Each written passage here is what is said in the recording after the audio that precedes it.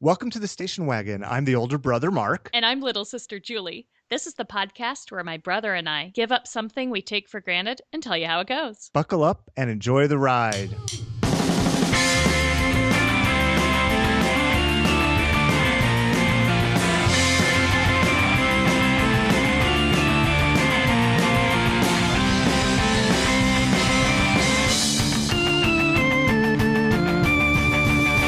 Hey everybody, today's gonna be a little different. Mark has been super busy at work. Hi, I've been busy at work. I work.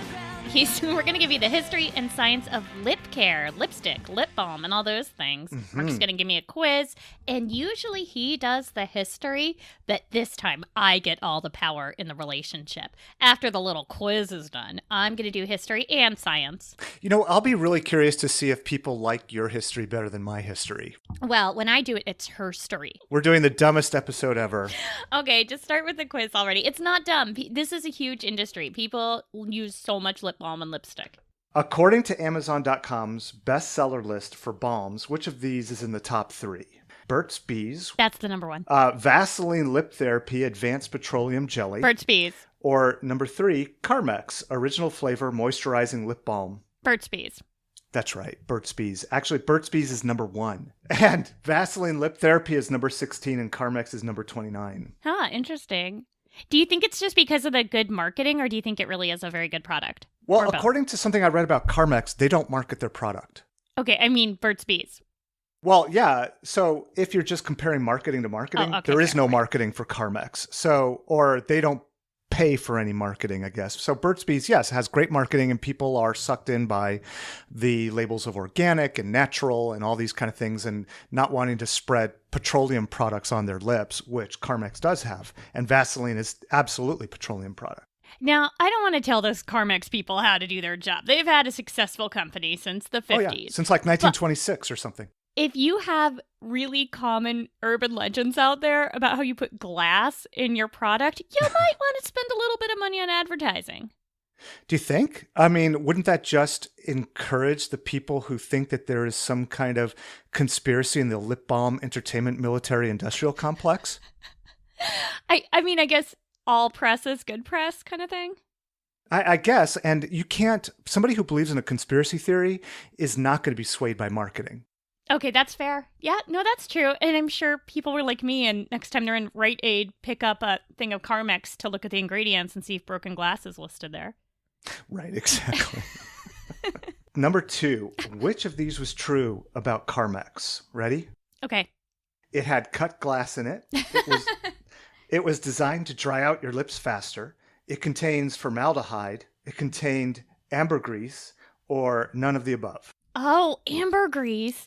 That would be way too expensive, but it probably would be pretty moisturizing. What is ambergris for people? And am I even pronouncing that right? Yeah, I think so. Isn't it like an oily substance found in the whale stomach? I only know about it because of an episode of Bob's Burgers. I think it's whale vomit. It's more like hairballs from whales. Right.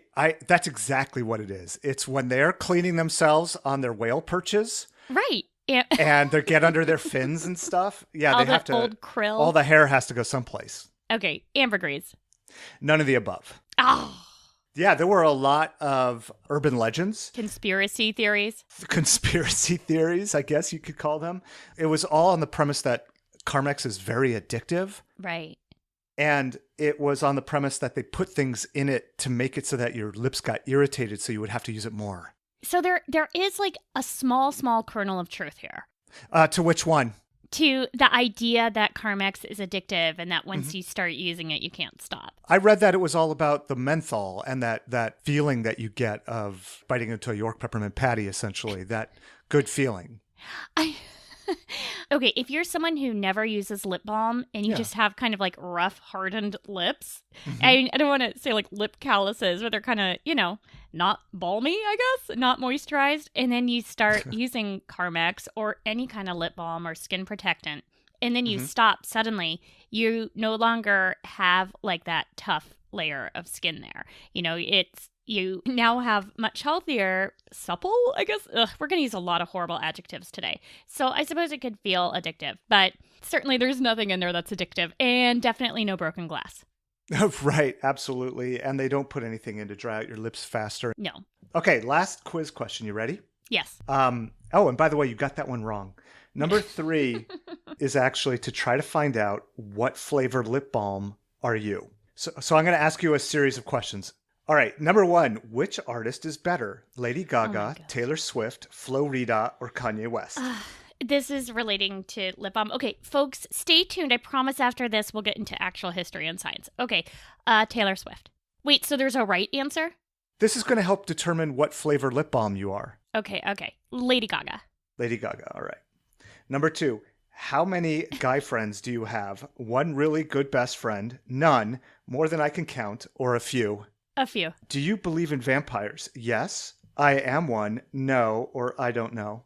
I mean, there have been people who drink others' blood in the mistaken belief that it will give them life force. That is true. But not in a mystical way. So let's stick with no. Okay. Do you currently have a boyfriend? No, yes. I don't know. It's complicated. I wish. Oh, wait. Yes, in my dreams. I'm married. He's a boy. No. Mm-hmm. I'm not going to help you with this quiz, Julie. Okay. This is up to you. You know, I'm Rorschach trained. And when people ask questions, you're just supposed to say, I mean, using the X narrating system, just tell me what it means to you. Quit nerding out on me, Julie. Just answer the question. No, I have no boyfriend. Okay, very good. How many more questions? I think this is the last question. Okay, good. This is a good quiz. Pick one word to describe your lips. Plump, thin, ugly, or gorgeous? Gorgeous. All right. You would be cherry-flavored lip balm. You tend not to take no for an answer. Did they use item response theory to test and validate this? Yeah, they did. You can go to their website and read about that. Okay, terrific. I will. Thanks. Okay. All right. So did I win the quiz? If you consider being cherry-flavored lip balm a win, then yeah, totally. All right. Excellent. That is the quiz, Julie. You got 2 of them right. I'm going to give you the one on cherry flavor, and I'll give you the one that you for real got right. But the middle one, you messed up. So okay. Good job. Fantastic. Good job. So, Julie, do you have history and science for us? I do. And since I am the scientist on this podcast, legit. You are legit scientist. Okay. Hey, Mark, which came first, lip balm or lipstick? Lip balm. Wrong. No, I totally disagree with you. Okay, lay the truth on me, Julie. Okay, ancient Sumerians 5,000 years ago were using lipstick. I mean, it was kind of like crushed stone that they would decorate their faces with, but still counts. It's kind of funny that crushed stone is. So, are you saying that the decoration of lips came before the care of lips? Yes. Is that the point? Okay. That's the point.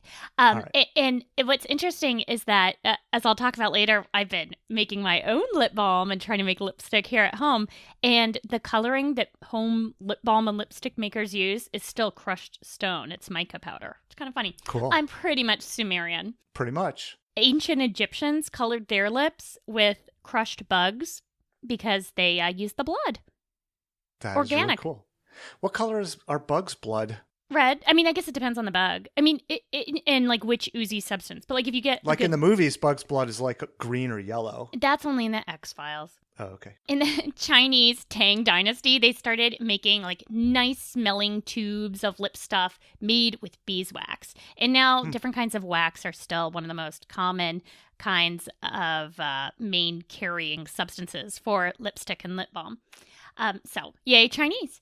Now, it's really hard to tell where the gender stuff comes in. So all those things were colored, right? And the kind of protective properties of it, like you said, came later. It wasn't so much, hey, let's do this because it's healthy. It's let's do this because it looks cool and we love it. But certainly in European history and then in North America, it definitely was gendered. Although there was some other evidence of that too. Like Aboriginal girls, they used lipstick around puberty rituals. So it definitely has that pull. And, you know, one of the theories is, the reason women want to do this is to give themselves a more youthful appearance or to bring attention to their lips. But it's unclear. This is one of those areas where there's lots of, I'm jumping into science. I can't help it. And you're talking way too much about lipstick, and this is all about lip balm. No, it's not. You didn't pay attention to my text. It's both. And I'm the one doing history, so you can shut up. I agree to disagree with you. So back in Elizabethan England, and we'll talk about England because, that's where a lot of our culture comes from, but I'm sure lipstick plays into other cultures hugely as well. So in Elizabethan England, lipstick was somewhat common in the very upper class, in the royalty, the top 1,000, etc. But then by the time it was Victorian England, it was no longer okay for men and women to use it unless they were actors and prostitutes. And, probably not. Wait, unless they were what? On the stage or prostitutes. That was pretty much the only people who were using makeup and lipstick. Do you think it was an indicator that, hey, if I have lipstick on, it means I'm a prostitute? Absolutely, yes. 100%. Okay, kind of like the pinky finger thing on teacups in that era? I meant that you had like a sexually transmitted disease. Do you know about that? No, and I'm not sure that that's a real thing. I heard it on some podcast somewhere. Oh, well, then it's absolutely 100% true.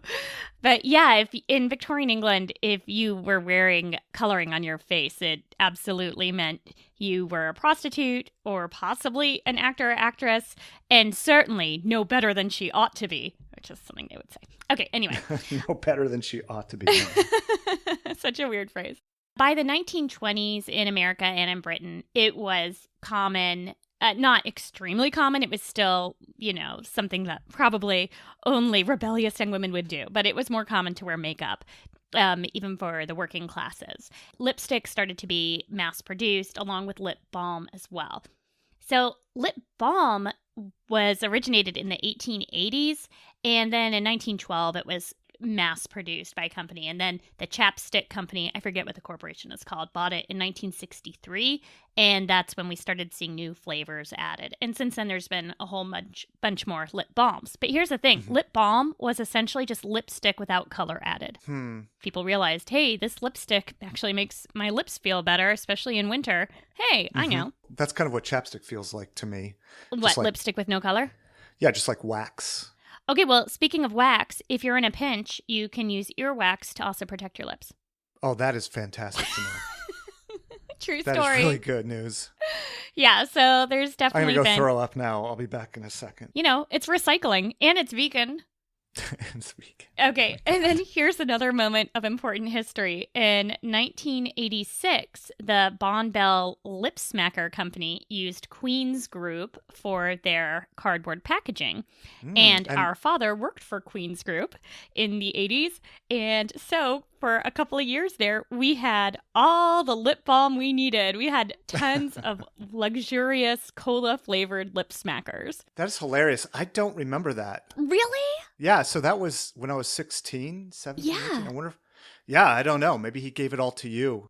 I mean, would you have used like root beer flavored lip balm if he'd given it to you? I guess Probably not. I don't think that was a thing we boys did back then. I don't in Indiana. Well, maybe not so acceptable, but I think it's probably just that he liked me better. It's possible, sure. We got a lot of good stuff out of him working there. Well, yeah, I mean, like I remember he completed my childhood by bringing home once like a huge box of Star Wars action figures. It was amazing. Wait, those weren't like for your birthday and No, it was just a big cardboard box filled with these Star Wars action figures still in their blister packs. That is amazing. Yeah, and then our dog Jojo ate a bunch of them. Well, I remember I wasn't allowed to touch them ever. And then once you let my kids start playing with them at your house, I felt a little envious, even though I know that makes no sense. I'm sorry that Jojo ate them. I didn't realize that. Yeah, and I remember Mom having an argument with me, asking, if you had, if you knew somebody who got their head torn off or their arm torn off, wouldn't you still be friends with them? Because I was, like, you should not be sad that Princess Leia got chewed up. Exactly. Oh my gosh, that's amazing. It has affected me today, and I still seek therapy for that. I think she's right in that you were kind of a jerk. Yeah, probably. Yep, so, that sounds about right. Back to our amazing mother. I remember her saying when we were kids that what you should do to keep your lips nice and moist is breathe in through your nose and out through your mouth. And that you shouldn't just lick your lips to moisten them. and that is kid fallacy, that, spit is wet, so therefore lick your lips and that'll keep them moist. And Mom, you were right. Well done. Well done. Okay, so let's get into science beyond Nina Schechter science. Okay. Do you have any questions about my amazing history section? No, it was pretty good. I didn't feel like it was too linear in nature, but it was pretty good. Listeners, we'll put up a poll. Oh, are you having an ambergris hairball incident? Okay, so I looked up some of the health effects for lipstick and lip balm, and I was kind of hoping to find a juicy article that said, oh, lip balm is terrible because of X, Y, and Z, or lipstick. I didn't really find any, what do you call like a clinker, like a real heavy-duty research. A good article? Thank you. That's the term. So there are some idiosyncratic allergies, like people might just happen to be allergic to one or two things in some lip balms, but really there hasn't been any negative health stuff from it. Like we talked about, the Carmex thing was just glass. Or no, that's not what I meant to say. The Carmex thing about glass is an urban legend. Mm-hmm. Have you heard of Beeson? No. Okay, so there was this Fox News report on some syndicated, or not syndicate, like the local affiliate in Texas that had this total fake news article about how teens are Beezin, which is Beezin apostrophe, because you know how kids are with dropping their G's. Yeah, totally. And basically, it's rubbing Burt's Bees on the inside of their eyelids to feel the burn. And it's totally fake news. No kids do this. And this kind of stuff is just a public health nightmare, because once your local affiliate station puts out a piece saying, hey, this is what teens are doing, then that actually increases the behavior that never existed, because other teens are like, oh, well, they must be doing it for some good reason. Maybe it'll get them high. Right. And we know that, that's part of the problem with the DARE program, Dare to Keep Off Drugs, is that when you make kids think, especially young adolescents, that, oh, everyone's drinking so much and it's terrible, all they hear is everyone's drinking so much. And that's why nowadays public health puts up signs in college campuses saying things like, did you know only 5% of people actually binge drink, etc., to reduce the behavior. So anyway, Beezin, not a thing. Don't do it. It's dumb. So what's your favorite smell for lip balm? Oh, wait, you don't actually use lip balm. My favorite smell for lip balm? They don't make. I would like Ethiopian food or pizza. Oh, that sounds so good. Doesn't that sound good? The smell changes the way we perceive the lip balm. So there's a study where they had control and then vanilla and lemon. They were completely the exact same formula except for the smell. And the participants thought that the vanilla was kind of sticky and the lemon was really nice and smooth, and that both of the nice smelling lip balms were way more moisturizing than the control. So really? And then there's a study about scented candles that shows when you're smelling mint candles and food smelling candles like lemon and vanilla, that it reduces some of your hunger cravings. So I'm not saying go eat your lip balm, but if you're between snacks and you really shouldn't be hungry, you're saying don't eat your lip balm. Yeah, don't eat your lip balm. Don't. But okay. Maybe apply. But if you really had to, you could eat a candle. I get it. No, let's say that's really a good lesson for us. Thank you. This is a science podcast. But let's say you're passing a tray of donuts at work and it's really tempting you, and you have your healthy lunch waiting for you. It's possible using your cherry-flavored lip balm right then might help you get past it a little bit. It might help assuage some of those cravings. So have you ever used lip balm with SPF? Yes, of course. Yeah, so this is pretty common nowadays. It's really easy to add it. Probably ups the price a little bit. And it's actually pretty good. It does do a lot to protect. But unfortunately, the market data shows women are buying it and men aren't. Like, for some reason, men are still like, I'm not going to wear that fluffy SPF stuff. I don't know why. That hopefully you know that change. SPF isn't a chemical, right? SPF stands for sun protection factor or something. Yeah, I know, but I was making fun of men. No, I get it, but you were just using the word SPF or the acronym like it's a SPF noun? like it's a chemical. Like, okay, yeah, you're right. I just wanted to correct you, Julie, because you're so perfect in every other way. So there's been some studies of our poor soldiers in extreme weather conditions and had them use lip balm, and it seems like it was especially important for people with fair skin, because folks with fair skin, our lips get chapped worse than anybody in really extreme conditions. And the lip balm helped a little bit, but the biggest effect it had is people with herpes. It helped prevent recurrent herpes outbreaks. So why is that? Do you know? I'm not sure. when you say herpes, you mean canker sores?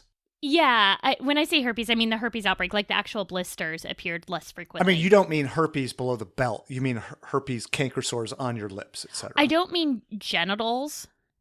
You don't. I guess you could put the lip balm on genitals. No. We're not a medical podcast. That's what I'm getting at here. Okay. We're not a medical podcast. I just wanted to make sure that we're limiting it to the scope of what it should really be used for. Yes. And if you want my references, let me know.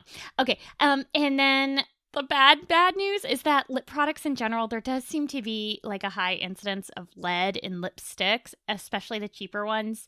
There is this recent study of 49 different brands of lipstick and 22% contained lead. Whoa. Yeah. So that's not so great.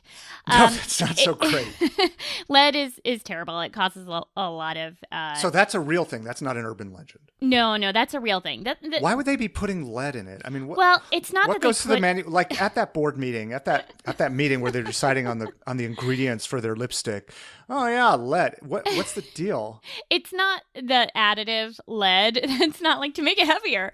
It's some of the ingredients in it also have a tint amount of lead in them. Oh, like if they're using chopped up rocks for color, lead is very... exactly. Okay, but here's the thing. It's in such small amounts that it really doesn't make a health difference, except for pregnant women. It could get through the fetal blood barrier. And so, if you're pregnant, really come to me for my references and I'll help you identify which lipsticks don't have lead. But it might be a good time to not be using a lot of lipstick or not applying it 10 times a day. I mean, some people really do constantly have on lipstick, and after every beverage, they reapply it. And so they're going to be consuming a lot more than others. The other thing is sometimes kid will grab a lipstick and chomp it up. You know how toddlers are. Oh, yeah. Stupid. Okay, have you heard of the lipstick effect? Maybe. It's a theory here, or the reasoning behind it is a theory. But basically, in times of recession, lipstick and makeup sales rise. They rise? Yes. Any guesses? Because people think that making themselves look nicer or better will help them get a job? No, I like that better. The lipstick effect is the theory that the reason for this rise in sales is because women want to find a high-earning mate to help them. So it's pretty sexist and terrible, but possibly sexist and terrible reflection of our society. Is there any scientific data to base that or to back that up? Yeah, I mean, it's all correlation, so we don't really know why. But it certainly is true that the sales rise in a recession. Mm-hmm. So, but I mean, it's correlation. I think you said it great there, because the ice cream sales also rise as murder count does. Exactly. Or something like that, right? Yep. Because in summertime, we get more murders, we get more crime, and more ice cream sales. So let me get into my experience with lipstick. Have you ever worn it? No. Like not even in theater and stuff? No. So when we did our experiment, like, I don't know, a year and a half ago, where we both like dressed really nice for 2 weeks and I wore makeup and stuff, I didn't wear lipstick. I probably wore chapstick. It's just, I've always felt like it's really yucky and it's hard to wash off. I remember being in a play. Does it feel like sticky and... Yeah. So I was in a play in high school and, we got tons of makeup on because it was the play. And then the next day I remember seeing one of my friends and he was like, "Whoa, you look awesome." And I was like, "Thanks. It's the makeup I couldn't wash off." And, oh my God. Hey, is that the play? Is that the play where you were bragging about how you didn't wear underwear up on stage? I don't remember that. Yeah, you've blanked it out. It's okay. Back to the topic here. So lipstick melts in the wash, like if it's in your pocket of your jeans, and it gets everywhere. It's so much harder to put on than you would expect. Like you'd think, oh, I can put on lip balm. Lipstick's the same thing. No, it's not. If you move your finger a fraction to the left, you suddenly look like a clown.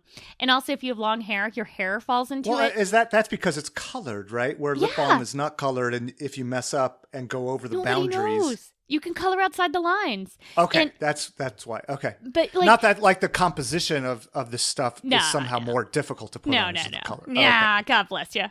And like if your hair falls into it, and then you like swish your head around, then it looks like you have cuts on your face because your hair now has lipstick on it. It's horrible. Oh God. Oh, God. But it is really pretty. I mean, it looks good. And so I've been like thinking about, maybe I should wear lipstick more. And because I wear it like every once in a while if like I'm doing a photo shoot or something like that. But I have this theory. As you are known to do. No, like I'm known to do. I have this theory that if you have acne, which I often do because I'm a 41-year-old pubescent girl somehow, then like if you have on like red lipstick or pink lipstick, it's going to draw attention to the pink spots on your face, for example. Wait, are you suggesting that our listeners take beauty advice from you who doesn't even really use lipstick? I just want to put a giant asterisk around this, dear listeners, that don't listen to Julie when it comes to anything about lipstick.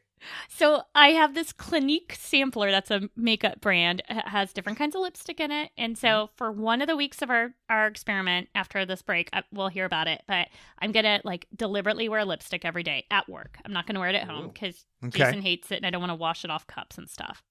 Right. Interesting. And then for the other half, I'm not going to wear anything on my lips because I do wear lip balm all the time. Well, since we're talking about what we're going to do, so I don't ever wear any kind of treatment on my lips at all. I don't. Oh, not even lip balm? No, I don't usually have like chapped lips or anything. But I'm going to use some of the stuff that you've made and are going to send to me. So that'll be really interesting to see if you wear it and then if you stop, do you get that Carmex effect of like, oh, I'm addicted to the awesome lip balm my sister made? Right, exactly. Well, yeah, I'm looking forward to it. What flavors are you going to make? So the best one I've made so far is lemon cookie, but I also copied I don't like anything with lemons in it. Disgusting. Okay, then don't take that one. You'll think it's smooth based on the science I reviewed. All right, so we're going to take a quick break, listen to the Pleasure Cows, and when we get back, we'll find out what we've learned. Right, so our quick break, in reality, is a time warp. We'll be back in 2 weeks. Thanks for explaining that.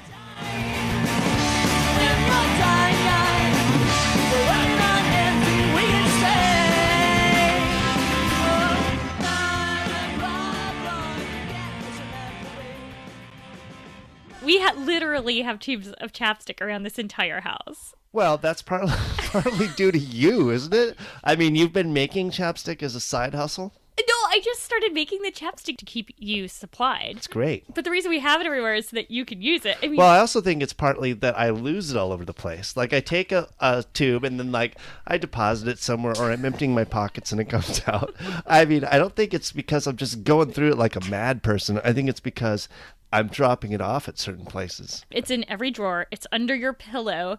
It's under the bed. It's in the dog's mouth. The dogs also like it a lot because it's chewy and because it tastes like me. It tastes like my flavors. Okay, if you find a half-eaten thing of lip balm, would you still use it? If it's still good, yeah. That's what I'm asking. How do you know if it's still good? If it's still usable, if the stuff still comes up out of the tube. Oh, so it's about the function. It's not about the amount of dog slobber and hair on it. That can always be rinsed off because there's just a top layer of dog saliva. So wait, wouldn't it be better instead of me learning how to make lip balm to save money, wouldn't it be better if I just like tied it to you or something? Like got you a holster? No, because developing new skills is good. You've been able to brag about that to people that you know how to make lip balm. I am proud of you that you don't just throw out the lip balm after the dogs attack it. And, that would be wasteful. Right. The dogs and I have a thing going. My name's Alana. I'm 28, and I'm a Planned Parenthood supporter and patient. I know that when I walk into Planned Parenthood, they're on my team. Insured or not, I'll be respected and cared for, without judgment. Going to Planned Parenthood when you have insurance is a really easy way to support an organization that cares for your community. Planned Parenthood offers expert quality reproductive health care, including birth control, STD testing and treatment, wellness exams, and cancer screenings. Planned Parenthood. Care no matter what.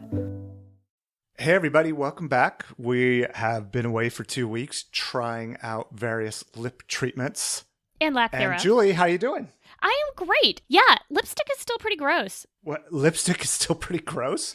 So did anybody comment on it? I guess that'd be part of this, right? Your experience would be like the perception that people had of you. Yeah, and it's funny. No one commented. You know, I had this experience. You know how sometimes people will say something kind of rude, maybe not even without meaning it, and you remember it for like 20 years? Oh, yeah. Okay. Well, yeah, we were raised I know what by you're the talking same about. people. You know exactly what I'm talking about. So when I was an intern, I remember there was the nicest psychologist I work with. Like, she would never be rude on purpose. And one day she was like, "Are you feeling okay?"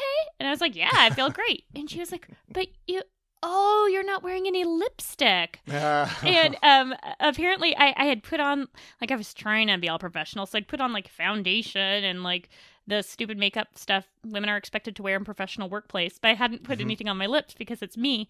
And so it just made me look all pale and pasty. And so ever since then, I kind of have that voice in my head, especially since she was genuine and trying to be nice. But no one said a single thing. I felt super self-conscious just because it was new. I mean, I think I said I had this sampler. Some of the colors were just dumb, like orange. Like it wasn't even pretty. I mean, orange probably like looks punk. I mean, that sounds like really punk. I mean, that's really good, Julie. Yeah, punk is totally what I'm looking for in my military psychology job. But right.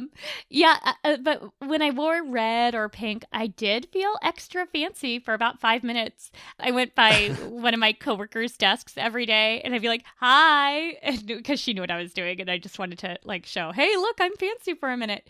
But I kept sucking my teeth kind of compulsively because Why? The thing is, if you put on lipstick and then you smile real big, and I smile all the time, it gets on your teeth, and then you have lipstick teeth, and that's really gross.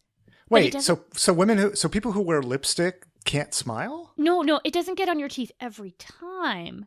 And I haven't figured out how to predict when it does. Maybe our lipstick listeners can help me out here. I know some of you have good tips. So this is again another reason, going back to our first half, why you listeners should not be listening to Julie as far as lipstick advice. She has no idea what's going on. But it's so true. There's got to be some way to prevent it, because I don't see people with lipstick on their teeth all the time, but I do see it. Like, well, you could put like saran wrap over your teeth. Oh, that would do it. Totally. I've heard like in beauty contestants, they'll put Vaseline on their teeth to make their smile easier. Maybe that helps it slide off. So you just need lip balm. It helps your lips. I've read about that too. It keeps your lips from sticking to your teeth when you're nervous or when you have dry mouth. Well, also, I just felt really weird drinking out of containers. And, you know, you and I were both in meetings all day long. And I just didn't want to be that person drinking out a white coffee cup with weird lipstick all over it. It doesn't gross me out. Julie, I'm going to stop you. Not that there's anything wrong with that, dear listeners who use lipstick and might be putting your lipstick coloring all over containers. Oh, that's true. I'm sorry. Right? I was totally putting my own feelings on everyone else. Denigrating a huge section of our population, Julie. Yeah, listeners, let us know. Am I totally wrong about this? For those of you who see lipstick on a cup, does that gross you out? Or are you just like, nope, it's just lipstick on a cup? What about cigarette butts at the local bar when you see lipstick on those? Does that gross you out, Julie, too? It would surprise me. I guess it would. What if it was a smoking bar? Oh, okay. Moving on. Moving on. So the one really cool thing about wearing a lipstick was my daughter loved it. Every day she was like, "Did you wear lipstick today?" And when we tried to make our own lipstick, it basically was just pink colored lip balm that didn't change the color of our lips. She still called it her grown-up lady lipstick and wears it all the time. There's got to be articles about why we think men don't look right wearing lipstick, but women do. Yeah, because it was just maybe. I mean, how old is your daughter? She's like what, 4 or 5? She's 7. Okay, just kidding. So she's 7. So she's already gotten enough education from the culture in which she lives. Yeah, absolutely. She had that much earlier. I mean, you have daughters too. You know that that socialization happens really fast. Well, at my house, we have containers of lipstick, but we make sure that they are lying around randomly and have wires leading to an electric charge so that when they pick them up, they get a shock. Right. You know, nothing major, just a static shock so that they learn that lipstick is negative. Yeah. No, that's good. And you only put it on the wire, Mommy? That's right. Yeah, the kids certainly know this, but it's one of those things we talk about pretty openly, as those of us do who raise feminists, right? I mean, with my son as well, we talk a lot about how this is one of those things that you could totally try it if you want. Other people might think it's kind of weird because usually it's women who wear it, but that those things will probably change in 20 years because 20 years before now, blah, blah, blah, blah, blah, blah. I mean, we have those conversations all the time. Right. What about you? I mean, you tried wearing lip balm. How was it for you? First of all, listeners, there's something you need to know about Julie. She has no idea how postage works. So Whenever Julie says in this podcast that she will mail you something that she has made for you as like a reward for giving her feedback, just don't even listen to her. So I received on my door a note from the letter carrier that I owed $2.22 worth of postage for some package. And not only did I owe money, but I had to go like to the next city over to pick it up. And so, Julie, I talked to you about it and you're like, oh, don't even worry about it. I'll see you again really soon. I can give it to you. But Kendra was like, no, Mark, you have to do this. What? Oh, you just expect that they're going to have everybody's stuff that like a dead letter office at the post office where they just have stuff that nobody picks up. And I'm like, yes. Wait. So Kendra wanted you to get it not because it was something I handmade, but because she didn't want this poor post office to have to house your unwanted lip balm. Yes, right. Because what precedence does that set? Oh, wait, even though it required you to spend like she's a half hour. Me snake eyes right now.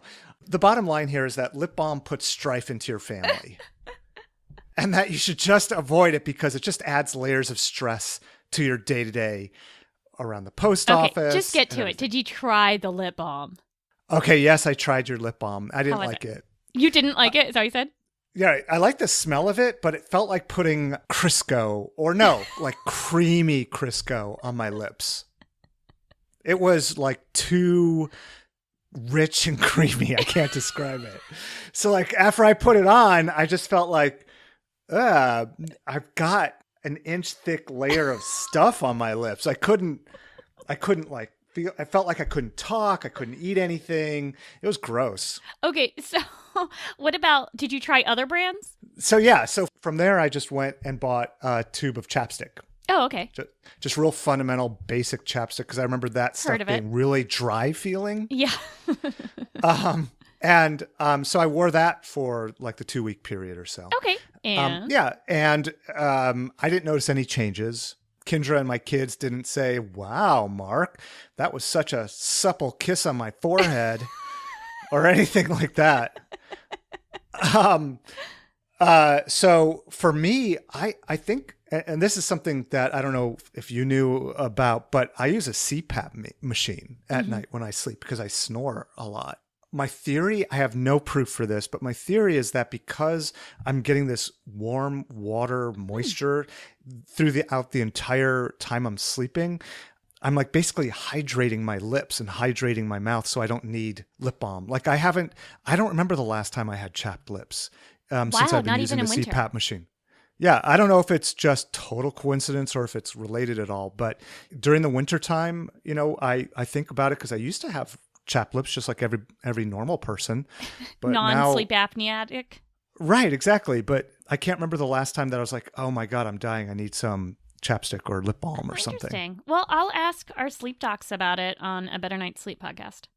Oh, very good. Do you like how I plugged that there? That was nice. Yes.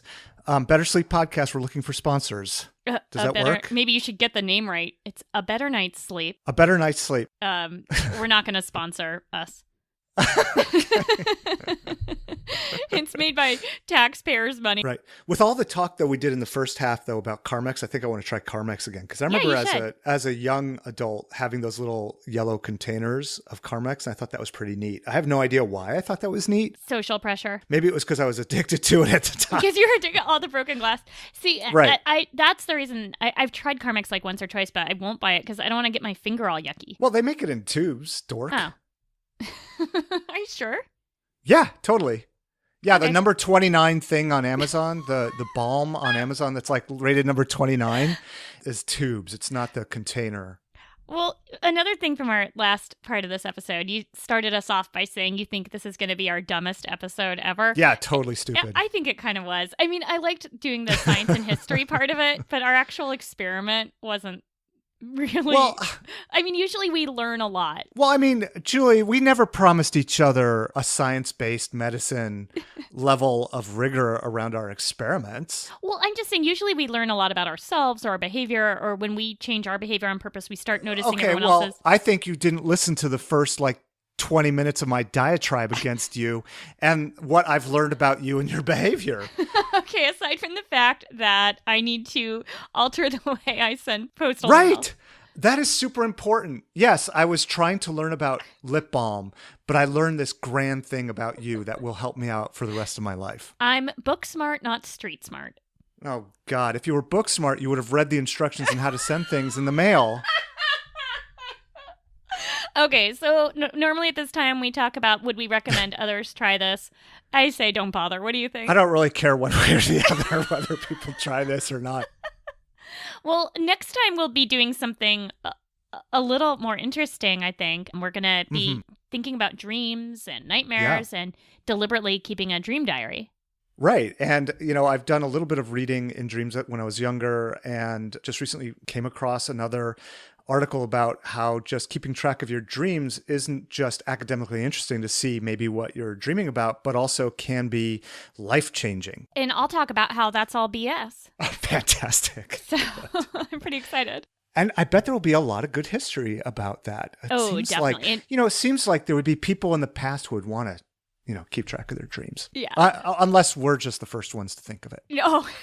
Yeah, we're definitely innovators here. Right, yeah. So thank you so much to our families who supported our weird lip experiment for the last couple of weeks. And yes, totally. Especially our spouses who... Sorry for all the greasy kisses. Yeah, and who support the fact that we're on the phone with each other instead of parenting. So thanks, Jason and Kendra. Thanks so much to the Pleasure Kills for the use of our music. Thanks, Pleasure Kills. Thanks to our listeners, especially those of you who've been sharing our posts with others. We see that on Facebook and Twitter. It's fantastic. And rating us on iTunes. Yeah. And thanks to Planned Parenthood for giving us your ad spots to play here. We hope we're helping, even if it's just a little bit. Absolutely right. Anything else we're supposed to say? Oh, you know what, Julie? What? Yeah, and thanks to Pebbles, she has over 6,000 followers now. Oh my gosh. Pebbles the dog. Wait, what is it called? Pebbles and her cats on Instagram? Pebbles and her cats on Instagram, yeah. Oh, dude. Someday I'll be more popular than Pebbles. She did not like putting the lip balm on, though. Did she eat any? No, I was going to start talking about how she licked off my lips, but I don't actually let her do that. I'm not Julie after all. But it's true, though, didn't she? I mean, you kiss that dog all the time. Yeah, I do. And so, when I snuggled with her and stuff, it was gross because she sheds and her fur was, stuck to my mouth and stuff. Right. And now imagine if you had lipstick and you had fur stuck to your mouth. Well, yeah, and Pebbles is a white dog. You'd right. get... Ugh. Okay. Talk to you soon. All right. Bye, Julie. Bye, Mark.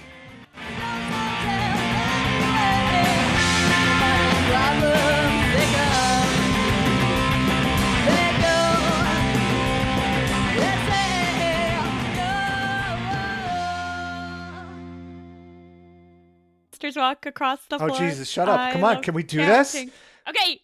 You're supposed to be a professional now. Diaphragmatic breathing. What? Jesus. Did you start cracking yourself up because you said diaphragm? No! Ew! That is pretty funny. Okay. Okay, I'm sorry.